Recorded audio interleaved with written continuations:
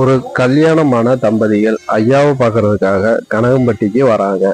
ஐயா அப்போது தென்னந்தோப்புல இருந்திருக்காரு. ஐயா கூட 10-20 பக்தர்களும் இருந்திருக்காங்க. ஆளுக்கு ஒரு வேலையை ஐயா கொடுத்துருக்காங்க. எல்லாரும் அந்த வேலையை செஞ்சுட்டு இருக்காங்க. புதுசா வந்த இந்த தம்பதிகள் ஐயா பக்கத்துல போய் கம்முன்னு உட்காடுறாங்க. சிறிது நேரம் ஐயா இவங்கள பார்க்கவே இல்லை. இவங்க மனசுல நிறைய வேதனைகளோடையும் கவலைகளோடையும் ஐயாவை மனசுல நினைச்சு வேண்டிக்கிட்டே இருக்காங்க. அப்போதான் ஐயா இவங்க பக்கம் பாக்குறாரு. கையை காட்டி இங்க வா சாமி அப்படின்னு கூப்பிடுறாரு. அதுல கணவன் எந்திரிச்சு ஐயா பக்கத்துல போறாங்க. போய் சிக்கன் பிரியாணி வாங்கிட்டு வா, இந்த கடையில போய் வாங்கிட்டு வா அப்படின்னு ஐயா ஒரு கடை பேரை சொல்லி அவங்கள அனுப்பிச்சு விடுறாங்க. அவரும் ரொம்ப சந்தோஷமா ஐயா இன்னைக்கு நமக்கு சாப்பாடு வாங்கிட்டு வர சொல்லியிருக்காரு நம்ம கையால அப்படிங்கிற சந்தோஷத்துல கடைக்கு போயிட்டாங்க. அவங்க சைவம் சாப்பிட்றவங்க, அவங்களுக்கு அசைவம் சுத்தமா பிடிக்காது.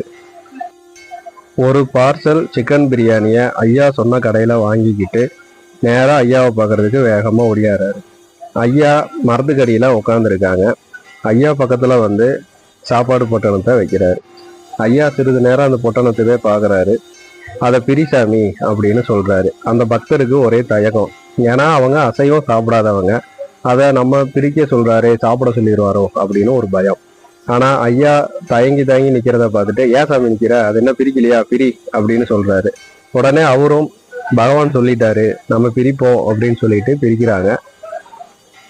உள்ள சிக்கன் பிரியாணி இருக்கிறத பார்த்ததும் அவங்களுக்கு ரொம்ப ஒரு மாதிரி தர்ம சங்கடம். ஐயா சாப்பிட சொல்லிட்டாரு, எப்படி சாப்பிட்றது, நம்ம வேற சாப்பிட மாட்டோம், சாப்பிடலைன்னா நம்ம பிரச்சனை தீராதா, ஐயா கோபப்படுவாரா அப்படின்னு ஒரு தயக்கத்திலேயே இருக்கிறாங்க. ஐயா அவங்க மனசுல நினைக்கிறத புரிஞ்சுக்கிட்டு, அதை என் கையில குடுசாமி அப்படின்னா அந்த பொட்டணத்தை கையில வாங்குறாரு. பொட்டணத்தை ஐயா கையில அப்படி தூக்கி பார்த்து, ரொம்ப சூடா இருக்குது சாமி, ஆற வச்சு கொடுக்குறேன் அப்படின்னு சொல்லிட்டு உள்ள இருந்து ஒரு கை எடுத்து அவரு சாப்பிட்றாரு. சிக்கன் பிரியாணியை ஐயா கையால எடுத்து அவரு சாப்பிட்றாரு. அதை அவங்க பார்த்துக்கிட்டு இருக்கிறாங்க. அடுத்த ஒரு கை எடுத்து இந்தா சாமி அப்படின்னு அந்த கணவரை நோக்கி நீட்டுறாரு. அப்ப அவரு தயக்கத்தோட நம்ம எப்படி சாப்பிட்றது, சாப்பிடலன்னு ஐயா திட்டி போடுவாரே அப்படிங்கிற ஒரு பயத்திலேயே அதை கையில வாங்குறாங்க. ஆனா அவங்க கையில வாங்குறப்போ பார்த்தா அது சாம்பார் சாதமா இருக்கு. அதே பொட்டணத்தை தான் ஐயாவும் சாப்பிட்றாங்க. அதே பொட்டணத்தை தான் அவருக்கும் கொடுக்குறாரு. சாம்பார் சாதமா இருக்கு. மீதி சாப்பாட்டை அப்படியே பொட்டணத்தோட அந்த அம்மாவோட கையில கொடுத்துட்றாரு. இதை சாப்பிடுங்க சாமி அப்படின்னு சொல்லி.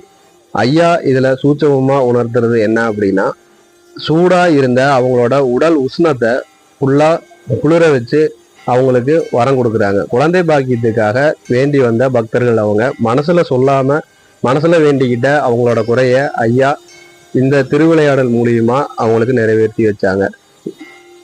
அந்த சாப்பாட்டை சாப்பிட்டுட்டு போன ஒரு சில மாதங்கள்லயே குழந்தை பாக்கியம் அவங்களுக்கு கிடைச்சிருச்சு. ரொம்ப வருடமா குழந்தை இல்லாம இருந்தவங்களுக்கு அவங்க உடல்ல இருந்த உடல் உஷ்ணம்தான் காரணம் அப்படின்னு சொல்லி ஐயா அதை விளக்கியிருக்காங்க. அசைவ சாப்பாட்டை சைவ சாப்பாடா மாத்தி அவங்களுக்கு வரம் கொடுத்தாங்க. குழந்தை பாக்கியத்தை ஐயா கொடுத்தாரு. மனசுல நம்ம நினைச்சு வேண்டத ஐயா நிறைவேற்றி வைக்கிறாங்க. இன்னும் பல அற்புதங்களையும் ஐயாவோட மகிமைகளையும் அடுத்த பதிவுல நம்ம பார்க்கலாம். சத்குருவே சரணம். சத்குருவே சரணம். ஸ்ரீ பழனிசாமி சுவாமிகள் திருவடிகள் சரணம்.